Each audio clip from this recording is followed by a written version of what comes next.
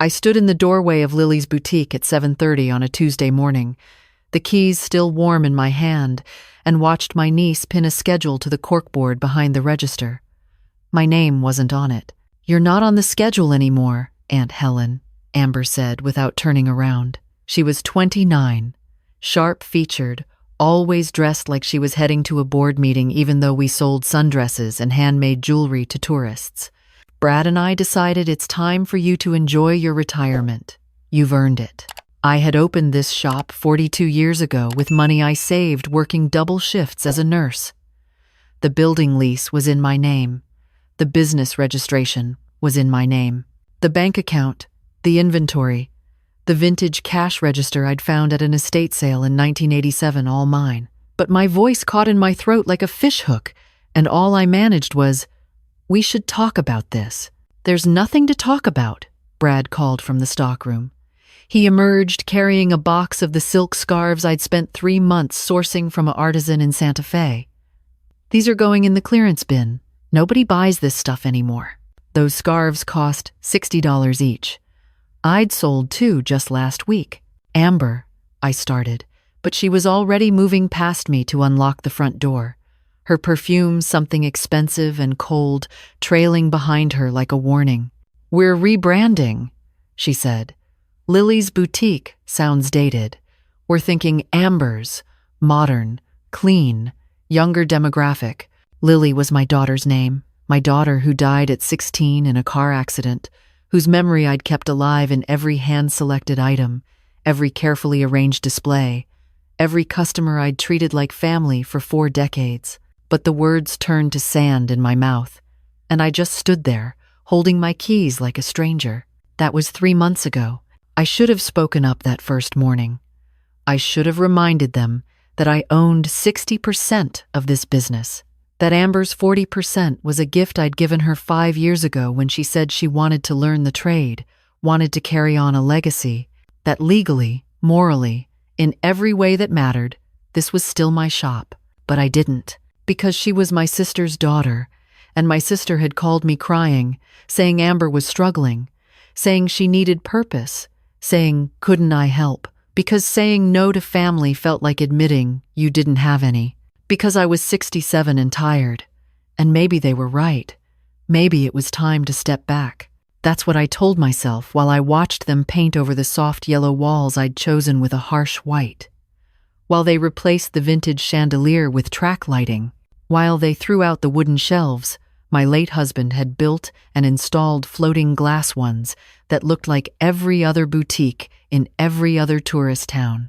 I kept quiet when Amber started opening at 10 instead of 8, missing the early morning shoppers who'd been coming to me for decades. When she replaced my carefully curated inventory with mass-produced pieces from overseas suppliers.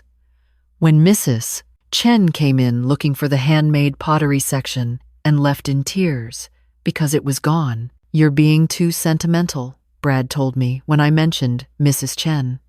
He was sitting in my chair behind the register, feet up on the counter. I'd refinished myself 3 years ago. "Business is business, Helen. If you can't adapt, you die." I nodded, smiled, went home to my empty house and sat in the kitchen where Tom and I used to plan the shop's future over coffee. He'd been gone 6 years now. Sometimes I wondered what he'd say about all this. Probably something like, "Helen, stop being a doormat." Tom never had trouble speaking his mind. The next morning, I arrived at 8, my habit for 42 years, and found the locks changed. I stood there for 20 minutes, key in hand, before Amber's car pulled up. She looked annoyed, like I was a solicitor she had to shoo away. "Didn't you get my text?" She brushed past me to unlock the door. "We changed the locks for security. You know how it is downtown now." She didn't give me a new key. That was 6 weeks ago, and it was the moment something shifted inside me. Not anger exactly, something colder, more patient. I started spending my mornings at the library. The young librarian probably thought I was just another lonely widow killing time. But I was reading partnership law, business dissolution, breach of fiduciary duty. The books were dense, written in language that seemed designed to confuse, but I took notes in the same careful handwriting I'd used to log inventory for 4 decades. I learned that having majority ownership meant more than I'd realized, that removing a majority partner from daily operations without consent was, in legal terms, problematic, that I'd been documenting everything in my inventory logs for years, every item purchased, every decision made, every dollar earned, and that documentation mattered. I also started having lunch at Rosie's Cafe across the street, not inside where Amber might see me, but at the outdoor tables where I could watch the shop through the window. I watched them turn away Mrs. Chen again, watched them close early when a tour bus arrived at 4:30, watched Brad carry out the antique mirror I'd bought at auction 20 years ago and load it into their car. I took pictures of that, saved them in a folder on my phone labeled Recipes. "Why don't you just confront them?" my friend Patricia asked when I told her what was happening. We were having tea at her house, and she looked at me like I'd grown a second head. "It's your business, Helen. Tell them to shape up or ship out." "It's not that simple," I said. "She's my niece. She's stealing from you." The word hung in the air between us. Stealing. It sounded so harsh, so criminal. Amber wasn't a thief. She was just young and ambitious, and maybe a little thoughtless. She'd realize eventually. We'd talk. It would be fine. Except it wasn't fine. 2 weeks ago, I went to the shop at 10, when they actually opened now to drop off some paperwork Amber had texted me about. Tax forms she needed me to sign. I'd looked them over with my librarian friend's husband, who happened to be a retired accountant. He'd raised his eyebrows and suggested I not sign anything without a lawyer present. When I arrived, there were contractors inside, measuring the wall space. The wall where I'd hung photos of Lily, where I'd displayed the first dollar the shop ever earned, where Tom's mother's quilt had been draped for nearly 30 years. "What's going on?" I asked. Amber didn't even look up from her phone. "Expanding the changing rooms. Customers want privacy, not nostalgia. Those are my daughter's photos." "Were," Brad corrected. "This is Amber's now, remember? You're retired." I felt something crack inside my chest. Not my heart that had cracked years ago when I buried Lily, and again when I buried Tom. This was something else. Something that had been bending and bending under the weight of being nice, being accommodating, being grateful that family wanted to spend time with me at all. "I see," I said quietly. That evening, I called a lawyer. Her name was Jennifer Martinez, and she came highly recommended by the retired accountant. She listened to my story without interrupting, her face expressionless, her pen moving across a legal pad in swift, efficient strokes. When I finished, she looked up. "Mrs. Morrison, you understand that you have full legal right to remove your niece from this business?" "I don't want to remove her," I said. "I just want her to understand that it's still my shop. That she can't just—" "She took you off the schedule," Jennifer interrupted. "Changed the locks. Is removing your personal property. And based on these tax forms, she's attempting to restructure ownership in a way that would effectively cut you out of your own business. This isn't a family squabble. This is fraud." The word hit me like cold water. Fraud, not ambition, not thoughtlessness. Fraud. "What are my options?" I asked. Jennifer's smile was small and sharp. "Several. But first, we need to make sure your documentation is in order." I spent the next week gathering papers, the original business registration from 1983. The partnership agreement I'd drawn up when I gave Amber her 40%, clearly stating I retained majority control.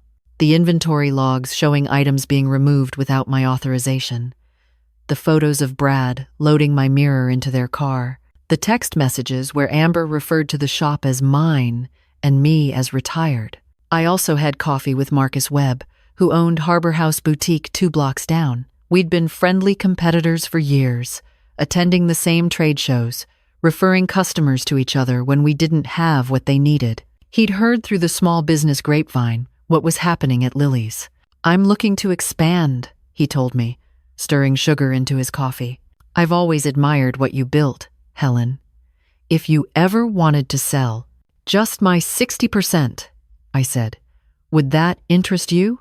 His eyes lit up. That would give me controlling interest.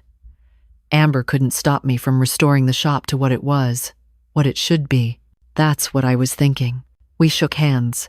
He was offering me 3 times what the business was worth on paper, because he wasn't just buying a share, he was buying 42 years of good reputation, of customer loyalty, of knowing how to run a boutique that felt like coming home. The meeting was set for a Friday. Jennifer had drafted the paperwork, Marcus had secured financing, and I had practiced looking serene when my heart was hammering. I asked Amber if we could have a family meeting at the shop after closing. Just the 3 of us. There were some things we needed to discuss. She agreed, probably thinking I wanted to sign over my remaining interest, make it official, hand her my life's work with a smile and a blessing. I arrived at 5:30 with Jennifer and Marcus. Amber and Brad were behind the counter, looking confused but not yet concerned. The shop looked nothing like it had 3 months ago. The walls were white and sterile. The inventory was cheap and impersonal. Even the air felt different, no more vanilla candles, just the chemical smell of new paint and ambition. Aunt Helen, who are these people? Amber asked. This is Jennifer Martinez, my attorney, I said calmly. And Marcus Webb. You know Marcus. Brad stood up. What's going on? I'm selling my 60% of this business to Marcus, I said. The words came out steady, clear. No fish hook in my throat this time. The paperwork is already filed. As majority owner, effective immediately, Marcus will be making all decisions regarding shop operations, inventory, and staffing. The color drained from Amber's face. You can't do that. I already did. But this is my shop. You said I could have it. I said you could learn the business, I corrected. I gave you 40% as a gift, with the clear understanding that I retained majority control. You changed the locks on me, Amber. You threw away my daughter's photos. You tried to restructure ownership without my consent. That's not learning, that's stealing. I was modernizing. You were stuck in the past. It wasn't yours to modernize. Jennifer stepped forward, placing a folder on the counter. This contains documentation of every business decision made in the last 3 months, every item removed from inventory without majority owner approval, and every text message referring to this business as if Mrs. Morrison no longer had any stake in it. You attempted to defraud your aunt of her own business. If she wanted to press charges, I don't want to press charges, I said quietly. I just want you to understand that kindness isn't weakness. Silence isn't consent. And family doesn't mean you get to take whatever you want. Brad grabbed Amber's arm. We should call our own lawyer. You should, Marcus said pleasantly. They'll tell you exactly what mine did. Mrs. Morrison has every legal right to sell her majority stake to whomever she chooses. You'll still own 40%, of course. You're welcome to sell it back to me at market rate, or you can stay on as a minority partner. Though I should mention I'm planning to restore the shop to its original vision. Lily's boutique. Hand-curated items. The chandeliers coming back. I've already tracked it down at the salvage yard where you sold it. Amber looked at me then. Really looked at me. And I saw the moment she realized I wasn't her accommodating aunt anymore. Maybe I never had been. Maybe I'd just been someone who loved her enough to give her a chance, and she'd mistaken that love for weakness. You could have just talked to me, she whispered. I tried, I said. You stopped listening. You stopped asking. You just started taking. They left 10 minutes later. Amber was crying. Brad was on his phone, probably calling his lawyer, who would confirm what ours already had. They'd lost. I stayed behind after everyone else left, walking through the shop in the growing darkness. It looked nothing like the place Tom and I had built. But that was okay. Marcus had promised to restore it. The yellow walls would come back, the wooden shelves, the pottery section for Mrs. Chen, the photos of Lily. I sat in the chair behind the register, my chair, no matter who'd been sitting in it lately, and let myself feel it. Not triumph exactly, something quieter. The feeling of finding your voice again after years of whispering. The feeling of standing up after being pushed down so many times you forgot what vertical felt like. My phone buzzed. A text from my sister. Amber told me what you did. How could you? I looked at it for a long moment, then typed back, how could she? I didn't wait for a response. I turned off my phone, locked up the shop with my new key. Marcus had given me a full set, insisted I keep an office in the back, told me I was welcome anytime, and walked to my car under a sky turning purple with dusk. On the drive home, I thought about the women who'd be calling me over the next few days. Women like Mrs. Chen, who'd already heard through the grapevine that Lily's was being restored. Women who'd stopped shopping there when it stopped feeling like home. Women who understood that sometimes you have to fight for what you built, even when the people you're fighting are family, especially when they're family. At home, I made tea and sat in Tom's chair. I still thought of it as his and pulled out the paperwork Jennifer had given me. The sale had netted me more than enough to live comfortably for the rest of my life. But that wasn't what I was looking at. I was looking at the scholarship fund paperwork. The Lily Morrison Memorial Scholarship for young women pursuing business degrees, funded entirely by the sale of my majority stake. 42 years of work, transformed into opportunity for girls who'd never had an Aunt Helen to give them 40% of anything. I thought about calling my sister back, trying to explain, but some people won't understand until it happens to them. Until they're standing in their own doorway, key in hand, wondering when exactly they became invisible in their own life. So instead, I pulled out my laptop and started writing. Not a business plan this time. A story. About a woman who spent 42 years building something beautiful and 3 months learning that silence isn't peace, it's just the sound you make while they're taking everything from you. I wrote until midnight, my tea going cold, my cat purring in my lap, and somewhere in those words, I found what I'd been missing for 3 months. My voice. Not loud or angry or dramatic. Just clear. Just mine. Just enough. The next morning, Marcus called. Mrs. Chen is already here, he said, laughing. She brought 6 friends. They heard the pottery section is coming back. Can you come down? I think they want to thank you. I could. I would. But first, I stood in my kitchen and looked at the spot where Tom and I used to plan the future over coffee, where I'd spent 6 weeks being too polite to fight back, where I'd almost let 42 years disappear because I was afraid of seeming difficult, or bitter, or unkind. Stop being a doormat, I said out loud, to the empty kitchen, to Tom's memory, to myself. Then I grabbed my keys, the new ones, the ones that actually worked, and went to reclaim my legacy. Not because I was angry, because I was done disappearing.